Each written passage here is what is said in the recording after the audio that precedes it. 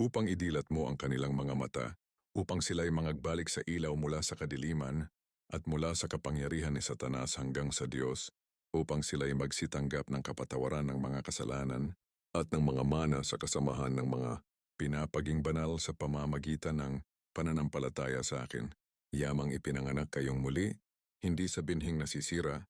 kundi sa walang kasiraan, sa pamamagitan ng salita ng Diyos na nabubuhay at namamalagi. Sumagot si Jesus at sa kaniya'y sinabi, "Katotohanan, katotohanang sinasabi ko sa iyo, maliban na ang tao'y ipanganak na muli, ay hindi siya makakakita ng kaharian ng Diyos. At kayo'y mangagbihis ng bagong pagkatao, na ayon sa Diyos ay nilalang sa katuwiran at sa kabanalan ng katotohanan, na dahil sa kaniya'y ang buong katawan na nakalapat na mabuti at nagkakalakip sa pamamagitan ng tulong ng bawat kasukasuan, ayon sa paggawang nauukol sa bawat iba't ibang sangkap, ay nagpapalaki sa katawan sa ikatitibay ng kaniyang sarili sa pag-ibig. Kayo'y malilinis na sa pamamagitan ng salita,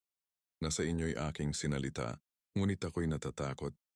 baka sa anumang paraan, kung paanong si Eva ay nadaya ng ahas sa kaniyang katusuhan, ang inyong walang malay at malinis na mga pag-iisip na kay Kristo ay pasamain. Magpilit kayong magsipasok sa pintuang makipot, sapagkat sinasabi ko sa inyo na marami ang mga agsisikap na pumasok